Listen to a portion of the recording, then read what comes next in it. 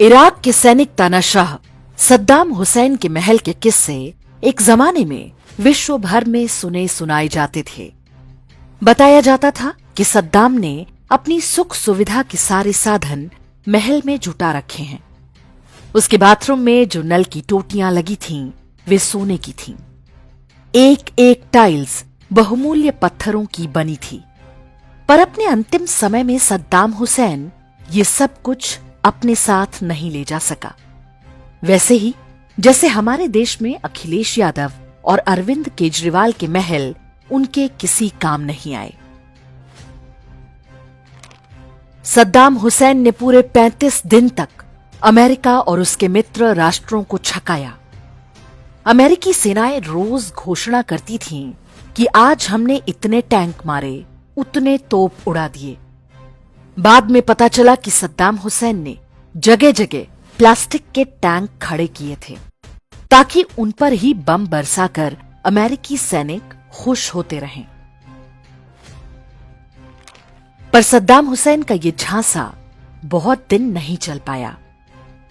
अपना आलिशान महल छोड़कर सद्दाम हुसैन को एक दिन उसमें बनी सुरंग के रास्ते भागना पड़ा। अमेरिकी सैनिकों ने जब सद्दाम हुसैन को गिरफ्तार किया, तब वो एक कच्ची मिट्टी के बंकर में लेटा हुआ मिला। बंकर क्या, लगभग वैसा ही गड्ढा था जैसा कब्र के लिए खोदा जाता है। सद्दाम हुसैन ने ऊपर से लकड़ी के पटरे और सूखी घास डालकर खुद को छिपा रखा था, दीनहीन दशा में, भिखारियों की तरह। सद्दाम हुसैन जब पकड़ा गया तो उसने कहना शुरू कर दिया कि मैं सद्दाम हुसैन नहीं हूं। भिखारियों जैसा दिखने वाला वो सद्दाम हुसैन ही था। अंततः उसको फांसी हुई। शिया मुसलमानों ने खुशी मनाई। कुर्द और यजीदी लोगों के लिए तो वो मुक्ति का दिन था, किंतु सुन्नी मुस्लिम जगत में मातम मना। यह अलग बात कि सद्दाम हुसैन को मरवाने में पाकिस्तान और अन्य कई सुन्नी देशों ने अमेरिका की भरपूर सहायता की। दुनिया अब सद्दाम हुसैन को भूल चुकी है। इस्लामी जगत भी अब उसे याद नहीं करता। उन्हें सद्दाम हुसैन से बहुत आशाएं थीं, लेकिन वो फुसफुसा पटाखा निकला। सद्दाम हुसैन को अपने रासायनिक हथियारों पर बहुत घमंड था।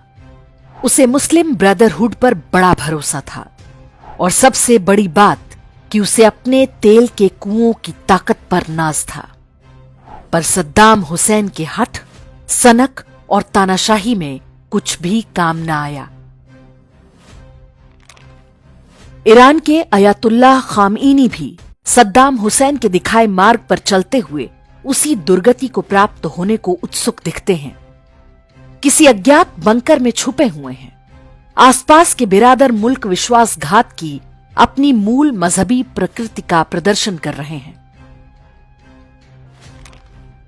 कहते हैं बातें चाहे कितनी भी ऊंची ऊंची कर लें, लेकिन उछलना अपने ही दम पर चाहिए।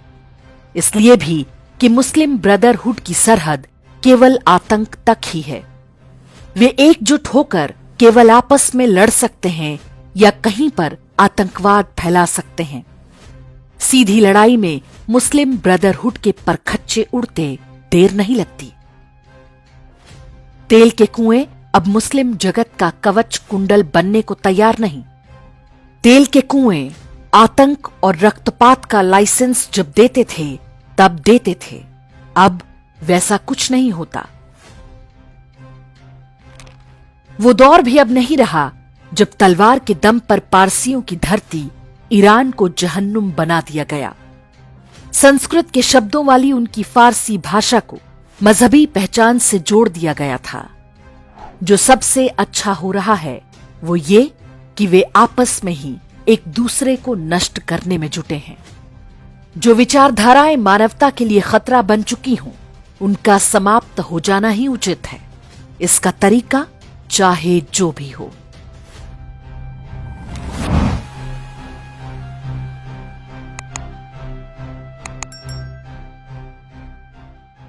इंडेक्स ऑनलाइन के वीडियो समाज को समर्पित हैं।